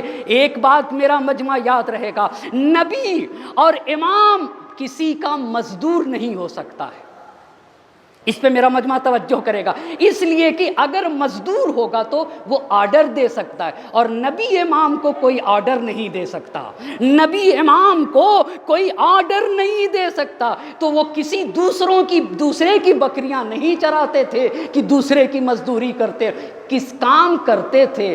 اپنی بکریاں چراتے تھے، اپنی بکریاں چراتے تھے۔ یہ عمار یاسر کی روایت ہے کہ نہ نبی کسی کا اجیر ہو سکتا ہے، نہیں امام معصوم کسی کا اجیر ہو سکتا ہے۔ اچھا، نبی پلتے رہے، کس کے زیر سایہ پلتے رہے؟ حضرت عبد المطلب کے زیر سایہ پلتے رہے۔ نبی گرامی کی عمر مبارک 6 برس کی ہو گئی۔ نبی کے والد کا اسم گرامی کیا ہے؟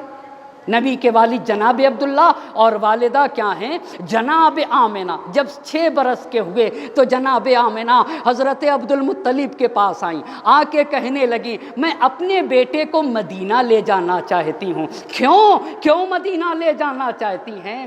میرے بیٹے کا میرا گھر ہے اور میرے بیٹے کا ننیال ہے۔ 6 برس کی عمر میں جناب آمنہ نبی گرامی کو، آمنہ ہیں، ایمن ہیں اور اللہ کے نبی ہیں، نبی گرامی کو مدینہ منورہ میں کچھ دن اللہ کے نبی رہے، یقیناً اپنے والد کی قبر پہ گئے۔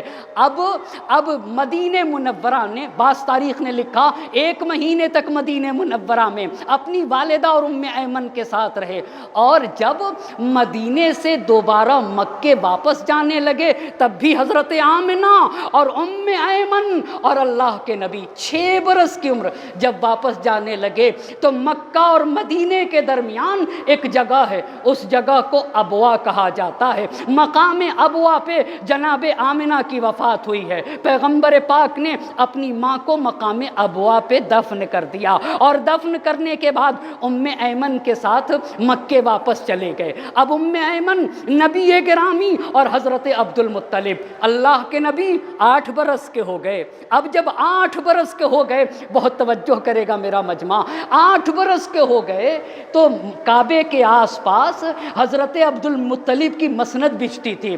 حضرت عبد المطلب میرے نبی کا کتنا احترام کرتے تھے۔ حضرت عبد المطلب کی ایک مسند بچتی تھی۔ حضرت عبد المطلب کے کتنے بیٹے تھے؟ ایک صلوات پڑھیں بر محمد اور آل محمد۔ ایک اور صلوات کا سہارا دے بر محمد اور آل محمد۔ حضرت عبد المطلب کے 10 بیٹے، حضرت عبد المطلب کے 10 بیٹے۔ مولانا 1-2 بیٹے کا نام بتا دیجئے۔ عبداللہ پہلے بیٹے کا نام ہے، ابو طالب دوسرے بیٹے کا نام ہے۔ حضرت عبداللہ اور حضرت ابو طالب سگے بھائی ہیں۔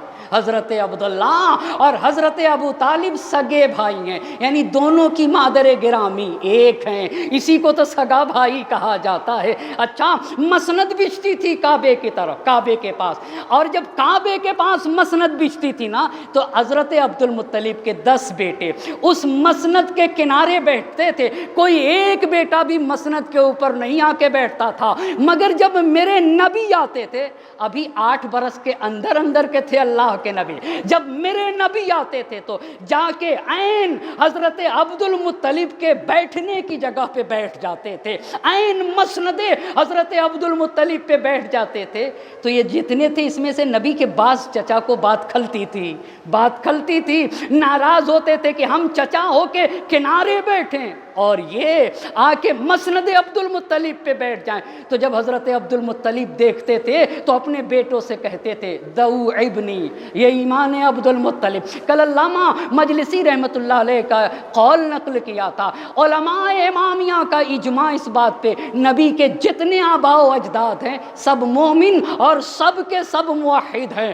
جب عبد المطلب یہ دیکھتے تھے کہ میرے بیٹے نبی سے ناراض ہو رہے ہیں تو کہتے تھے دعو ابنی، میرے بیٹے کو کچھ نہ کہو، ان لہو شانن، اس کا تو ایک عظیم مقام ہے اور اس مقام پہ پہنچے گا، وہ مقام ظاہر ہو کے رہے گا۔ اچھا، اب جناب عبد المطلب 8 برس تک نبی عبد المطلب کے زیر سایہ رہے نا، 8 برس تک۔ جب جناب عبد المطلب کی وفات کا وقت قریب آیا تو حضرت ابو طالب کو بلایا، اور حضرت ابو طالب کو بلانے کے بعد نصیحتیں کی ہیں حضرت ابو طالب سے، اوسی کا یا عبد منافن، عبد مناف بھی حضرت ابو طالب کو کہا جاتا ہے، اے ابو طالب میں اس بچے کے حوالے سے تمہیں نصیحت کرتا ہوں، جس بچے کا باپ گہوارے ہی میں دنیا سے چلا گیا۔ اب میں آپ سے پوچھنا چاہوں گا، حضرت عبد المطلب کے 10 بیٹے تھے، کیوں ایک ہی بیٹے سے کہا کہ تم پیغمبر کی حفاظت کرو؟ کیوں ابو طالب سے کہا؟ پہلی بات علماء نے بڑی عظیم باتیں لکھی ہیں، بڑی عظیم باتیں لکھی ہیں۔ پہلی بات اس لیے کہا کہ حضرت ابو طالب جناب عبداللہ کو بہت چاہتے تھے، یہ پہلی بات۔ آپ کو پتہ ہے بڑی محبت، سگے بھائی تھے پر ضروری نہیں ہے کہ ہر بھائی اپنے بھائی سے محبت کرے، لیکن حضرت ابو طالب جناب عبداللہ سے بہت ہی زیادہ محبت کرتے تھے، یہ پہلی بات۔ دوسری بات، خود حضرت عبد المطلب نے یہ محسوس کر لیا کہ میرا بیٹا ابو طالب نبی گرامی سے بہت محبت کرتا ہے۔ دیکھا نا، 2 باتیں ہوئی، یعنی خود ابو طالب نبی گرامی سے بہت محبت کرتے تھے۔ آئندہ آپ کو تاریخ ابو طالب پڑھ کے بتاؤں گا کتنی نبی گرامی سے کیسی محبت کرتے تھے۔ یہ 2 باتیں۔ تیسری بات جو بڑی اہم ہے، آپ تاریخ کا مطالعہ کریں، تاریخ نے لکھا ہے کہ ابو طالب کسی معمولی شخصیت کو نہیں کہا جاتا ہے، جو حضرت ابراہیم کی یادگار ہے اسے ابو طالب کہا جاتا ہے، جس میں نسل ابراہیمی میں جو صفات اور کمالات میراث کے طور پہ منتقل ہوتے گئے اور جن اخلاق کی تکمیل کے لیے اللہ کے نبی آئے تھے، وہ اخلاق حسنہ کس میں پائے جا رہے تھے؟ کہا گیا کہ ابراہیمی صفات اور ابراہیمی اخلاق کے مالک اور حامل ابو طالب تھے، اس لیے حضرت عبد المطلب نے کہا میرے بیٹے محمد مصطفیٰ صلی اللہ علیہ۔ ایک اور صلوات کا سہارا دے بر محمد اور عالم۔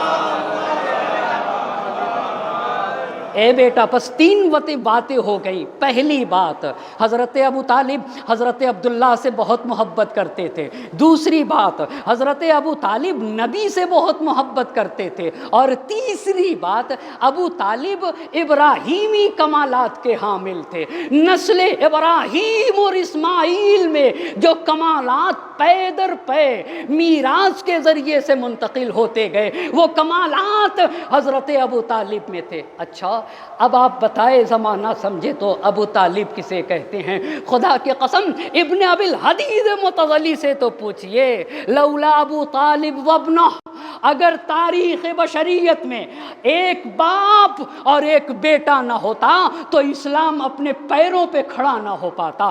باپ کو ابو طالب کہا جاتا ہے اور بیٹے کو علی مرتضیٰ کہا جاتا ہے، بیٹے کو علی مرتضیٰ کہا۔ اگر ابن ابی الحدید متصلی جس نے نہج البلاغہ کی شرح لکھی ہے، 20 جلد میں یہ شرح ہے، انہوں نے یہ کہا لولا ابو طالب وابنہ، اگر ابو طالب اور ان کے بیٹے نہ ہوتے تو اسلام اپنے پیروں پہ کھڑا نہ ہو پاتا، اپنے پیروں پہ کھڑا نہ ہو پاتا۔ حسین کی رگوں میں علی کا خون ہے، جس کی رگوں میں ابو طالب کا خون ہو اسے حسین کہا جاتا ہے، جس کی رگوں میں فاطمہ کا خون ہو اسے حسین کہا جاتا ہے۔ اما جو قبر میں سو جائے مقتول ہو کے، جو قبر میں سو جائے نا تو بنی امیہ اور بنی عباس کے تخت و تاج لرزنے لگے۔ آخر بنی امیہ نے کیوں نشان قبر کو مٹانے کی کوشش کی ہے؟ حسین فکر کا نام ہے، حسین درس کا نام ہے، جسے زمانہ مٹ جائے گا مگر اس حسین کو نہیں مٹایا جائے گا۔ اسی لیے تو جوش نے کہا تھا جب تک اس خاک پہ باقی ہے وجود اشرار، دوش انسان پہ ہے جب تک حشم تخت کا بار، جب تک زمین پہ ظالم رہیں گے، جب تک زمین پہ ظلم رہے گا، جب تک زمین پہ ستمگر رہیں گے، کربلا اپنے ہاتھ میں تلوار لیے کھڑی رہے گی۔ جب تک اس خاک پہ باقی ہے وجود اشرار، دوش انسان پہ ہے جب تک حشم تخت کا بار، جب تک اقدار سے اغراض ہیں گرمے پیکار، کربلا ہاتھ سے پھینکے گی نہ ہرگز تلوار۔ کربلا 10 دن کی نہیں، کربلا 1 مہینے کی نہیں، کربلا 2 مہینے کی نہیں، کربلا 1 سال کی نہیں، کربلا 50 سال کی نہیں، کربلا 1 صدی کی نہیں، کربلا 2 صدی کی نہیں۔ جب تک اس خاک پہ باقی ہے وجود اشرار، دوش انسان پہ ہے جب تک حشم تخت کا بار، جب تک اقدار سے اغراض ہیں گرمے پیکار، کربلا ہاتھ سے پھینکے گی نہ ہرگز تلوار۔ کوئی کہہ دے یہ حکومت کے نگہبانوں سے، کربلا ایک ابدی جنگ ہے سلطانوں سے۔ کوئی کہہ دے یہ حکومت کے نگہبانوں سے، کربلا ایک ابدی جنگ ہے سلطانوں سے۔ ایک صلوات پڑھیں بر محمد اور آل محمد۔ آپ ذرا کردار ابو طالب تو پڑھیے، 8 برس کے میرے نبی ہیں، 8 برس سے آپ کو پتا ہے نبی کی کتنے سال کفالت کی حضرت ابو طالب نے؟ 42 برس تک، 42 برس تک جس نے نبی گرامی کی حفاظت کی ہے اسے ابو طالب کہا جاتا ہے۔ 42 برس میں کتنے دن ہوتے ہیں آپ ذرا اندازہ لگائیے؟ 15,000 سے زیادہ دن ہوں گے 42 برس میں۔ اما جس نے 42 برس تک اپنی زندگی کو نبی کی رسالت کے لیے وقف کیا ہے اسے ابو طالب کہتے ہیں۔ یہ ہے ایمان ابو طالب، یہ ہے تاریخ میں ابو طالب کی فداکاری، اور اس ابو طالب کے بیٹے کو علی کہا جاتا ہے، اور اسی ابو طالب کے پوتے کو حسین کہا جاتا ہے۔ اسی ابو طالب کے، جس ابو طالب نے رسالت کو بچایا ہو اس ابو طالب کا پوتا ہی رسالت کو بچائے گا۔ کیوں مولانا؟ جگر جگر است، دیگر دیگر است۔ اپنا اپنا ہوتا ہے، پرایا پرایا ہوتا ہے نا۔ جگر جگر است، اپنا اپنا ہوتا ہے، پرایا پرایا ہوتا ہے۔ 8 برس کا سن تھا، اللہ کے نبی حضرت ابو طالب کے زیر سایہ پروان چڑھے۔ نبی پاک پس پیدا ہوئے تو باپ کا سایہ نہیں، 6 برس کے ہوئے تو ماں کا سایہ سر سے اٹھا، 8 برس کے ہوئے تو دادا عبد المطلب کا سایہ سر سے اٹھا، 12 برس کے ہوئے اب یہ حضرت ابو طالب کے زیر سایہ پروان چڑھ رہے، 12 برس کے ہوئے تو پیغمبر پاک نے پہلی مرتبہ حجاز چھوڑا۔ پھر کہوں گا اپنے مجمع سے، حجاز سعودیہ عربیہ کو کہتے ہیں۔ 12 برس کے ہو گئے تو پہلی مرتبہ اللہ کے نبی نے حجاز چھوڑا، حضرت ابو طالب کے ساتھ شام کا پہلا سفر کیا ہے۔ یہ شام کا پہلا سفر، یہ 12 سال کی عمر میں۔ اب اس سفر کے بارے میں زیادہ عرض نہ کروں گا۔ اللہ کے نبی 20 سال کے ہو گئے۔ کتنے سال کے ہو گئے؟ 20 سال کے۔ میں کوشش کروں گا کہ 3 دن کے اندر نبی پاک کی تاریخ کو مختصر طور پہ اپنے مجمع کے درمیان بیان کر سکوں، اس لیے بعض باتوں کی وضاحت کی ضرورت نہیں۔ پہلا سفر نبی کا حجاز سے کب ہوا ہے؟ 12 برس کی عمر میں۔ کہاں گئے ہیں؟ شام میں گئے ہیں، حضرت ابو طالب کے ساتھ گئے۔ اللہ کے نبی 20 برس کے ہو گئے۔ خدا کی قسم ابھی مبعوث برسالت نہیں ہوئے ہیں، مبعوث برسالت نہیں ہوئے، ابھی تو خاموش زندگی کے ذریعے سے اسلام کی تبلیغ کی جا رہی ہے، ابھی تو خاموش سیرت کے ذریعے سے خدا کی وحدانیت کی طرف بلایا جا رہا ہے، لوگوں کو انسانی اقدار کی طرف دعوت دی جا رہی ہے، صداقت اور امانت کی طرف دعوت دی جا رہی ہے، قول سے نہیں، عمل کے ذریعے سے، قول سے نہیں، سیرت کے ذریعے سے اور کردار کے ذریعے سے۔ اچھا 20 برس کے ہوئے تو ایک یمن کا رہنے والا انسان مکے میں آیا تھا۔ توجہ کریے گا، محرم احتجاج ہے۔ کسی رائٹر نے بڑی پیاری بات کہی ہے، اس نے کہا محرم کو تہوار نہ کہنا، محرم تہوار نہیں، محرم تو ظلم کے خلاف صدائے احتجاج کا نام ہے۔ یعنی محرم احتجاج ہے، کس کے خلاف؟ یہ جو ہم کالے کپڑے پہنتے نا، یہ کالے کپڑے نہیں پہنتے، یہ جو سیاہ پرچم لگاتے، یہ سیاہ پرچم نہیں لگاتے، ہم کالے کپڑے پہنتے، ہم سیاہ پرچم لگا کے یہ بتانا چاہتے ہمارا رشتہ حسین سے۔ کون حسین؟ اس حسین سے ہمارا رشتہ ہے جو ظلم کے خلاف صدائے احتجاج ہے۔ یعنی اس کا مطلب یہ کالے لباس بھی صدائے احتجاج، یہ کالے اور سیاہ پرچم بھی صدائے احتجاج۔ یعنی ہم سیاہ لباس پہن کے کہتے ہم انسانیت کے ساتھ کھڑے، ہم مظلوم کے ساتھ کھڑے ہیں، ہم حق کے ساتھ کھڑے ہیں، ہم حق کو تنہا نہ چھوڑیں گے۔ یہ سیاہ کپڑے اور یہ سیاہ پرچم یہ بتاتے کہ ہمارا رشتہ حسین سے ہے۔ 20 برس کے جب اللہ کے نبی ہوئے تو ایک یمن کا رہنے والا انسان مکے میں کچھ بیچنے کے لیے آیا تھا۔ حج کے موقع پہ مکے میں بازار لگتی تھی۔ اچھا تو یہ بیچنے کے لیے، سامان بیچنے کے لیے آیا تھا، لیکن آس بن وائل نے اس سے اس کا سامان خریدا، قیمتی سامان خریدا، خریدنے کے بعد پیسے نہیں دیے تو مکے میں ایک پردیسی پہ ظلم ہوا۔ مکے میں کس پہ ظلم ہوا؟ ایک پردیسی پہ۔ بھائی پردیسی ایک سامان بیچنے کے لیے آیا تھا، ایک مکے کے رہنے والے نے اس کا سامان، قیمتی سامان خرید کے اس کی قیمت ادا نہ کی تو اس نے بھی اپنے اس ظلم کا شکوہ بڑے درد انداز اور متاثر لہجے میں کیا۔ تو یہاں کے اوپر سب سے پہلے زبیر ابن عبد المطلب کھڑے ہوئے، بنی ہاشم، بنی زہرہ، بنی اسد، عبداللہ ابن جدعان کے گھر میں جمع ہوئے۔ بہت توجہ کرے گا میرا مجمع۔ اور انہوں نے ایک عہد نامہ لکھا، ایک ایگریمنٹ تیار کیا گیا، ایک قرارداد تیار کی گئی، اور وہ قرارداد کیا تھی؟ ہم مظلوم کے ساتھ کھڑے ہیں، ہم مظلوم کے ساتھ کھڑے ہیں، اس وقت تک ہم چین نہ لیں گے جب تک کہ مظلوم کو اس کا حق نہ دیا جا سکے۔ اس عہد نامے کو حلف الفضول کہا جاتا ہے۔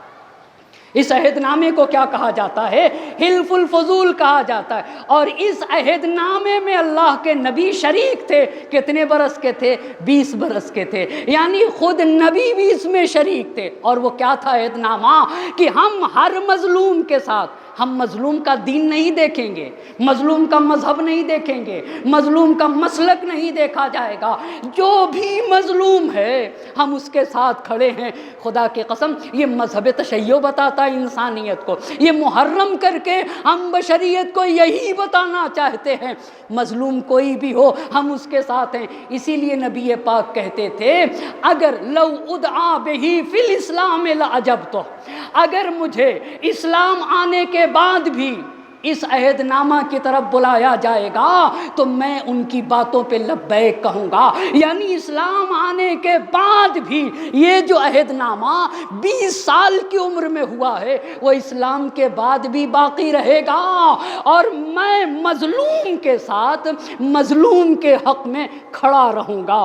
ایک صلوات پڑھ دے بر محمد اور آل محمد۔ ایک اور صلوات کا سہارا دیں بر عظمت محمد اور آل محمد۔ اچھا عزیزان محترم، کربلا کو عزیزان محترم گام بگام رکھا، اس لیے میں اپنے مجمع سے گزارش کروں گا کہ سلسلے وار ہر مجلس بالکل جڑی ہوئی ہے پہلی مجلس سے، اگر کڑی ٹوٹنے نہ پائے تو بہت بہتر ہوگا، میں اپنی بات کو بڑی آسانی سے اپنے سامنے تک پہنچا دوں گا انشاءاللہ حسین اور نبی اور آل نبی کی مدد سے۔ اچھا، پیدا کب ہوئے؟ سن 1 عام الفیل میں، 6 سال کے تھے تو ماں کا انتقال ہوا، 8 برس کے ہوئے تو دادا کا انتقال ہوا، 12 برس کے ہوئے تو پہلا سفر شام کا حضرت ابو طالب کے ساتھ، 20 برس کے ہوئے تو حلف الفضول کا یعنی وہ عہد نامہ ہم مظلوم کے ساتھ کھڑے ہوئے ہیں، اور جب بھی اس عہد نامہ کے مطابق ہمیں بلایا جائے گا ہم اس کے اوپر لبیک کہیں گے۔ اب اللہ کے نبی، اسی بات کو عرض کروں انشاءاللہ کل نبی گرامی 30 برس کے، یا میں آج بھی اپنی بات کو پہنچا دوں 30 برس تک، تاکہ بعثت رسالت اور عام الفیل کا بھی یہ زمانہ چل رہا ہے، یہ سارا زمانہ عام الفیل کا چل رہا ہے۔ نبی گرامی 25 برس کے ہوئے تو 2 کارنامے وجود میں آئے۔ پہلا کارنامہ یہ ہوا کہ جناب خدیجۃ الکبریٰ کے قافلے کے ساتھ اللہ کے نبی پھر دوبارہ گئے ہیں شام، یہ دوسرا سفر۔ ایک بات کہوں، پوری زندگی میں صرف اور صرف 2 ہی سفر اللہ کے نبی نے کیا ہے، اور دونوں سفر شام کا ہے، بس عزیزان محترم دونوں سفر شام کا ہے انشاءاللہ۔ 25 برس تک یعنی 25 آمل تک ہماری گفتگو ہوئی، 40 عام الفیل میں اللہ کے نبی مبعوث برسالت ہوں گے، عام الفیل ختم ہوگا، بعثت کا سال ہوگا، 13 برس بعثت، اور اس کے بعد نبی پاک کی ہجرت، اور پھر علی و فاطمہ کی شادی، اور علی و فاطمہ کی شادی کے بعد حسن و حسین کی ولادت، اور پھر جب ہجری سن ہوگا تو پھر جنگ بدر ہو، جنگ احد ہو، جنگ خندق ہو، خیبر ہو، حنین اور فتح مکہ و حنین، اور انشاءاللہ نبی گرامی کے وفات و واقع غدیر، اور وفات کے بعد ثقیفہ کے بعد 25 سال تک حکمرانوں کے خلفاء کی خلافت، اس کے بعد 5 برس تک امام حسن علیہ السلام کے ظاہری خلافت اور حکومت، جنگ نہروان، جنگ صفین، جنگ جمل، پہلے جنگ جمل، پھر جنگ صفین، پھر جنگ نہروان، اس کے بعد صلح امام حسن کے بعد امام حسن 10 برس زندہ رہے، اور اس کے بعد امیر شام کا زمانہ 10 برس وہ امیر شام کا۔ انشاءاللہ ان باتوں کو عرض کروں گا، ایک صلوات پڑھ دے بر محمد اور آل محمد۔ بس عزیزان محترم، انہی اقدار کو زندہ کرنے کے لیے حسین مدینہ چھوڑ رہے تھے۔ بہت آسان ہے یہ کہہ دینا کہ زہرا کے لال نے مدینہ چھوڑا ہے، ہجرت گاہ ہے مدینہ، جہاں نبی ہجرت کر کے آئے اسے مدینہ کہا جاتا ہے، جو حسین کی پیدائش گاہ ہے، جہاں حسین پلے بڑھے، جو جبرائیل کے اترنے کی جگہ ہے، اسے مدینہ کہا جاتا ہے۔ بڑا سخت تھا حسین کے لیے مدینہ چھوڑنا، بڑا سخت تھا حسین کے لیے، یہ فاطمہ کا لال مدینہ نہیں چھوڑ رہا تھا۔ ہاں، ماہ محرم میں محرم کا چاند نمودار ہوتا ہے، نکلا ہے آسمان پہ ماہ اذا کا چاند، ڈوبے گا اپنے خون میں اب فاطمہ کا چاند، یہ چاند تو نمودار ہوتا ہے، حسین فاطمہ کا چاند ہے، اپنے ہی خون میں ڈوبے گا۔ اسی لیے ولید کے دربار سے جب حسین نکلے ہیں تو بلا فاصلہ قبر نبی پہ پہنچے، قبر نبی پہ جانے کے بعد اللہ کے نبی سے سید الشہداء نے خطاب کیا، یا رسول اللہ انا ابن فاطمہ، اللہ کے نبی میں فاطمہ کا بیٹا ہوں، انا فرخ کا وابن فرقت کا، اے اللہ کے نبی میں آپ کا بیٹا ہوں، میں فاطمہ کا بیٹا ہوں، میں وہی حسین ہوں جو آپ کے قبر پہ دیا جلاتا ہوں، اے نانا اب بنی امیہ مجھے رہنے نہیں دیتے، اب آپ کی قبر پہ دیا جلانے والا حسین مدینے میں نہ رہے گا۔ نانا انہم خذلونی، بنی امیہ نے مجھے تنہا چھوڑ دیا، زیعونی، میرے تباہ و برباد کرنے کے پیچھے پڑ گئے، لم یرحمونی، نانا نانا یہ بنی امیہ مجھ پہ رحم نہیں کرتے۔ رات بھر حسین قبر نبی پہ روتے رہے، دن رات ڈھل گئی، دن آیا پھر رات ہوئی نا، تو پھر نبی کی قبر پہ زہرا کا لال پہنچا، اللہم ھذا قبر نبیک، اے میرے اللہ یہ تیرے نبی کی قبر ہے اور میں تیرے نبی کا نواسا ہوں۔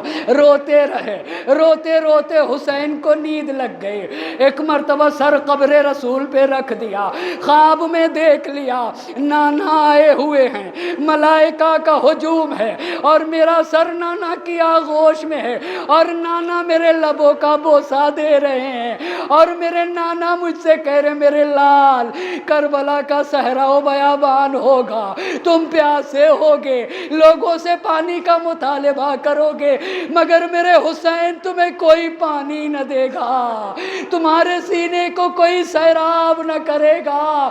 حسین نے کہا نانا اگر ممکن ہو تو مجھے اپنی قبر میں بلا لیجئے۔ نہیں میرے حسین تمہیں کربلا جانا ہوگا، تمہیں گلا کٹانا ہوگا۔ اے میرے حسین تمہاری ماں تمہارا انتظار کر رہی ہے، تمہارے بابا تمہارا انتظار کر رہے، بھائی حسن انتظار کر رہے۔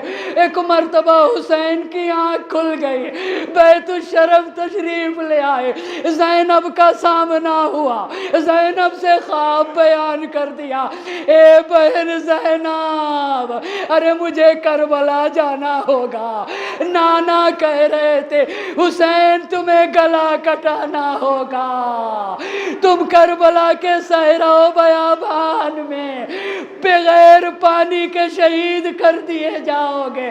اہل حرم میں کوہرام مچ گیا، حسین مدینہ چھوڑنا چاہتے تھے، ام سلمہ آ گئی، اے میرے لال حسین میں نے تمہارے نانا سے سنا ہے میرا حسین کربلا میں ذبح کر دیا جائے گا، میرے حسین کو پانی نہ ملے گا، اے میرے حسین کربلا نہ جاؤ۔ حسین نے کہا نانی مجھے بھی معلوم ہے، ایک مرتبہ اجرکم اللہ، ایک مرتبہ حسین نے ام سلمہ کے چہرے پہ ہاتھ پھیرا، زمین کربلا کی طرف اشارہ کیا، کربلا کی زمین بلند ہو گئی۔ نانی یہی وہ جگہ ہے جہاں مجھے قتل کیا جائے گا، نانی یہاں میرا اکبر مارا جائے گا، نانی یہاں میرے عباس کے بازو قلم ہوں گے، نانی یہاں میرا اصغر شہید کیا جائے گا، نانی یہ خاک کربلا جب تک خاک رہ جائے سمجھ لیجئے گا حسین زندہ ہے، اور جب خون میں بدل جائے سمجھ جائیے حسین دنیا سے رخصت ہو گیا، اہل حرم میں کوہرام مچ گیا، واہ حسینہ واہ مظلومہ۔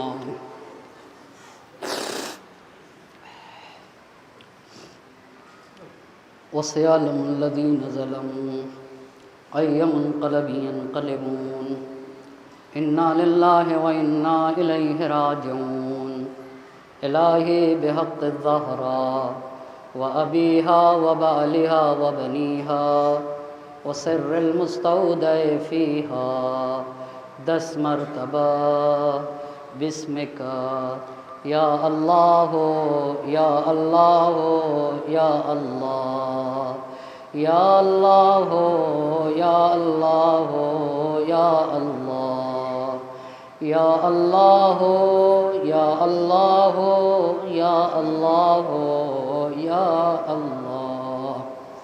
معبود تجھے واسطہ ہے محمد اور آل محمد کا، ہماری اس مختصر سی عبادت کو اپنی بارگاہ میں قبول فرما، ہمارے ان آنسوؤں کو رمال زہرا میں جگہ عنایت فرما۔ ہم گنہگار ہیں، تجھے سکینہ بنت الحسین کی حرمت کا واسطہ ہمارے گناہوں کو معاف کر اور ہمارے گناہوں کی مغفرت عطا فرما دے۔ معبود تجھے واسطہ ہے محمد اور آل محمد کا، حاضرین مجلس کے تمام حاجات شرعیہ کو پورا فرما۔ ہمیں سید الشہداء کے بہتر طریقے سے عزا منانے کی توفیق مرحمت فرما۔ پاک پروردگارہ ہم میں جو بھی جن مشکلات میں گرفتار ہیں ان کی مشکلات کو برطرف فرما۔ معبود دنیا میں جہاں کہیں بھی بیمار ہیں، خاص طور سے حجت الاسلام والمسلمین مولانا محمد حسن معروفی صاحب کی بلا پاک پروردگارہ، زندگی بھر جس نے سید الشہداء کا ذکر کیا ہے، جس نے مذہب اہل بیت کی خدمت کی ہے، معبود تجھے محمد اور آل محمد اور تجھے اہل بیت کی حرمت کا واسطہ تمام بیماران کو بالخصوص مولانا محمد حسن معروفی صاحب کو شفائے کامل و عاجل عنایت فرما۔ معبود تجھے واسطہ ہے محمد اور آل محمد کا پرچم اسلام کو سربلند فرما، پرچم کفر و نفاق کو سرنگو فرما، وقت کے امام کو ہم سے راضی و خوشنود فرما، ان کے ظہور میں تعجیل فرما اور ہمیں ان کے اعوان و انصار میں شمار فرما۔ ربنا تقبل منا انک انت السمیع العلیم۔ ماتم حسین۔